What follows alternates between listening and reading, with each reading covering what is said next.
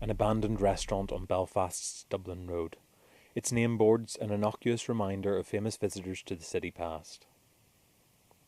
In the 1950s, while variety was still in vogue, slapstick film stars Stan Laurel and Oliver Hardy took their comedy show on the road across the UK and Ireland.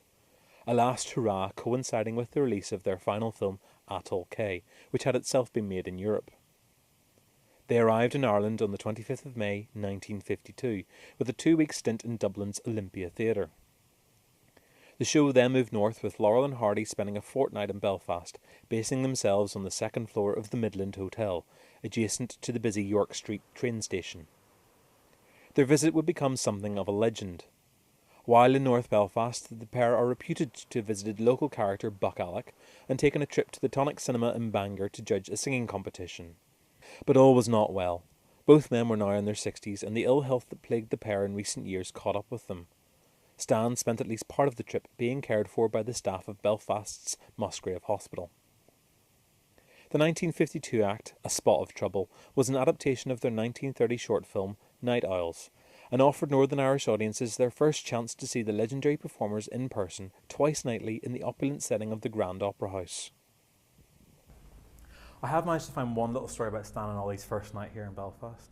Now, according to the story, Stan and Ollie arrive at the Opera House by taxi. Stan walks on in, and Oliver follows suit. A much larger man, he takes his time. And as he's arriving at the door of the Opera House, there's a gentleman outside called Charlie Donaghy. And Charlie, who was an upholsterer by trade, was also known for his beautiful singing voice and his busking ability. And Charlie's outside performing the beautiful song, St. Teresa of the Roses. And Oliver stops, and he listens to Charlie. And at the end of the performance, he bends down and gives him half a crown. And there, one of the great entertainers of the 20th century has been entertained by this humble man from Belfast. And in turn, he walks on into the doors of the Opera House and up these steps and on to perform before the Belfast crowds for the first time. Few comedians have sustained their popularity for so many years in the same degree as Laurel and Hardy, and the universality of their appeal was never better demonstrated than by last night's audience. Children and grandparents alike cheered to the echo when the two figures, familiar to generations of filmgoers, made their appearance to their well-known signature tune. Although their style of humour has changed little through the years, and most of the gags have been long familiar, Laurel's air of concentrated stupidity and Hardy's superior knowledge are as irresistible as ever. The spot of trouble in which they find themselves this week is a real vintage piece. Setting off to break into the house of the Chief of Police, the two companions become involved in a series of difficulties such as no other burglars have ever experienced. And as usual, the whole venue ends in chaos. With a superb artistry which involves such technicalities as perfect timing and a supremely clever use of a minimum of words, these two old favourites can keep an audience of all ages in fits of laughter in a manner which must be the envy of many younger comedians. There you go, it gives you a bit of a feel for what the show must have been like to audiences at the time. These were men by this stage in their 50s and 60s. They were getting on, but nevertheless, Belfast loved them, and Laurel and Hardy themselves loved Belfast. The Laurel and Hardy live in-person show proved so popular that the guys decided to return to the UK and Ireland for one last tour the following year. Now, originally this was meant to start in Dublin, move on to Belfast before hitting the rest of the UK, but unfortunately Oliver had visa problems, and so the show spent 4 weeks in Dublin rehearsing, and despite initial talk about it, they never made it to Belfast that last time. On the 11th of October 1953, the boys gave their final ever Irish performance, where they performed on behalf of the Little Willie Polio Fund.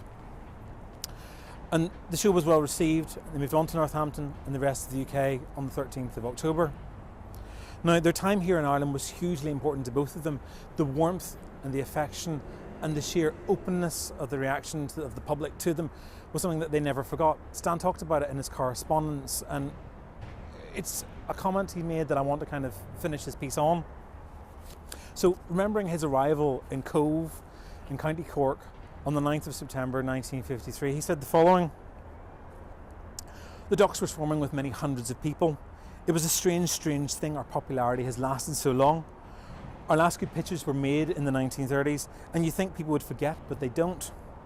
The love and affection we found that day at Cove was simply unbelievable. There were hundreds of boats blowing whistles and mobs of people screaming on the docks. We just couldn't understand what it was all about. And then something happened that I can never forget. all the church bells in Cove started ringing out our theme song. And Babe looked at me and we cried. Maybe people loved us and our pictures because we put so much love in them. I don't know. I'll never forget that day. Never. And just as much as Stan and Ollie never forgot their time here in Ireland and that special day in County Cork, Belfast will never forget them and their visit here and the warmth and affection of those two great comedians.